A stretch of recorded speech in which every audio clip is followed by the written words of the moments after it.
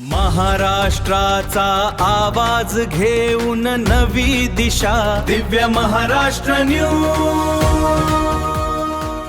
पुण्याच्या पिंपरी चिंचवड परिसरातून एक थरारक घटना समोर आली आहे। कधीकधी गप्पांच्या ओघात उच्चारलेला एखादा शब्द किती महागात पडू शकतो याचा प्रत्यय निगडी परिसरात आलाय। मित्रांमधील किरकोळ वादाचं रूपांतर थेट खुनी हल्ल्यात झाल्याने परिसरात एकच खळबळ उडाली आहे। नेमकं काय घडलंय पाहूयात।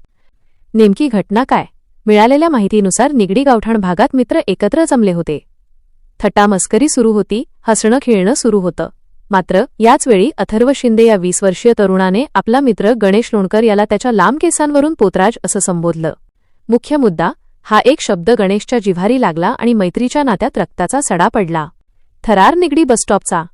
सुरुवातीला इतर मित्रांनी वाद मिटवला होता, पण गणेशच्या मनात सूडाची आग धुमसत होती।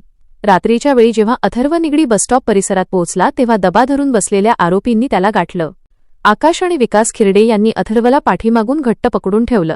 निहालने त्याचे हात आवळले आणि आज सोडू नका, मारून टाका अशी आरोळी ठोकत गणेश लोणकरने अथर्वच्या चेहऱ्यावर आणि मानेवर चाकूने सपासप वार केले। 2 आरोपी जेरबंद। राजकीय कनेक्शनची चर्चा। या भीषण हल्ल्यानंतर परिसरात घबराट पसरली आहे। रक्ताच्या थारोळ्यात पडलेल्या अथर्ववर सध्या रुग्णालयात उपचार सुरू असून त्याची प्रकृती गंभीर आहे। पोलीस कारवाईचे अपडेट्स। 1. निगडी पोलिसांनी तातडीने चक्र फिरवत 2 आरोपींना ताब्यात घेतले आहे। 2. उर्वरित आरोपी अद्याप फरार असून पोलीस त्यांचा शोध घेत आहेत। 3. सर्वात महत्त्वाची बाब म्हणजे या हल्लेखोरांमध्ये एका माजी नगरसेवकाच्या भाच्याचा समावेश असल्याची जोरदार चर्चा परिसरात रंगली आहे। केवळ एका शब्दावरून तरुणाई इतकी हिंसक का होत आहे, हा आता चिंतेचा विषय ठरतोय। निगडी पोलीस या प्रकरणाचा सखोल तपास करत आहेत। सत्यनिष्ठा आणि निर्भीडता हाच आमचा धर्म। महाराष्ट्राचा आवाज घेऊन नवी दिशा, दिव्य महाराष्ट्र न्यूज।